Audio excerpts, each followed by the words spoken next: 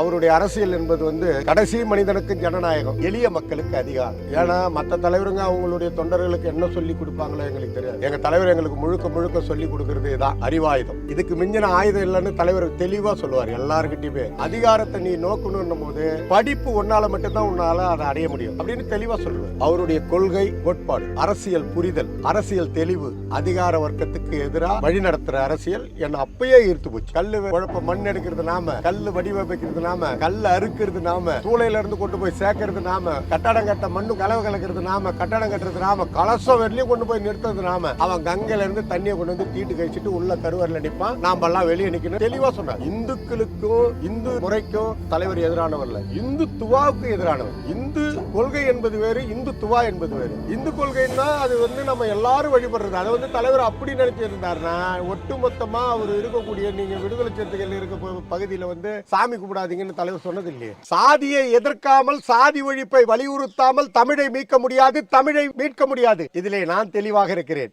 ஏனென்றால் நான் அம்பேத்கரின் மாணவன், ஏனென்றால் நான் புரட்சியாளர் தந்தை பெரியாரின் மாணவன், மார்க்சிஸ்டின் மாணவன். அவருடைய முழக்கங்கள் எங்க மனசுல அப்படியே பதிவாயிடும். இன்னும் சிலது இருக்கானா அதை ஏன்னா அதை அப்படியே பார்க்கணும்னு விருப்பப்படுறோம். அவரு பேசுறது எல்லாம் நிறைய பேசுவாருங்க. அப்படி அந்த மாதிரி எல்லாம் நம்ம பேசினா அது ஊடகத்துறையில நல்லா இருக்கு. இல்ல ஒரு திருப்திக்காக நீங்க பேசி பாப்பீங்களே, அதை கேட்கிறேன். திருத்தி எழுதாமல் தீர்ப்பு மாறாது, திருப்பி அடிக்காமல் தீர்வு கிடைக்காது. அடிதட்டு மக்களை நிலை மாற வேண்டும், அதற்கு அரசியல் அதிகாரம் கைமாற வேண்டும்.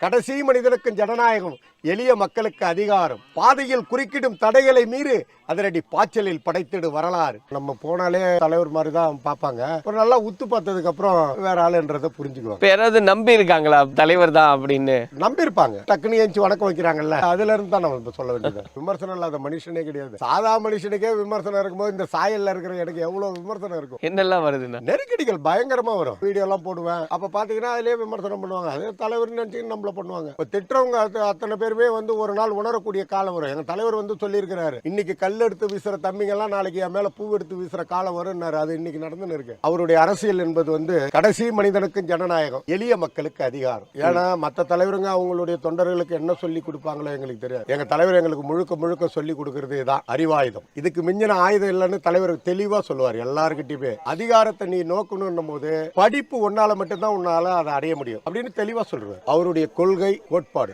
அரசியல் புரிதல், அரசியல் தெளிவு, அதிகார வர்க்கத்துக்கு எதிராக வழி நடத்துற அரசியல் என்ன அப்பயே ஈர்த்து போச்சு. அவருடைய அரசியல் என்பது கடைசி மனிதனுக்கு ஜனநாயகம், எளிய மக்களுக்கு அதிகாரம். ஏன்னா மற்ற தலைவருங்க அவங்களுடைய தொண்டர்களுக்கு என்ன சொல்லி கொடுப்பாங்களோ எங்களுக்கு தெரியாது. எங்க தலைவர் எங்களுக்கு முழுக்க முழுக்க சொல்லி கொடுக்கறது தான் அறிவாயுதம். இதுக்கு மிஞ்சின ஆயுதம் இல்லைன்னு தலைவர் தெளிவா சொல்லுவார் எல்லாருக்கிட்டையுமே.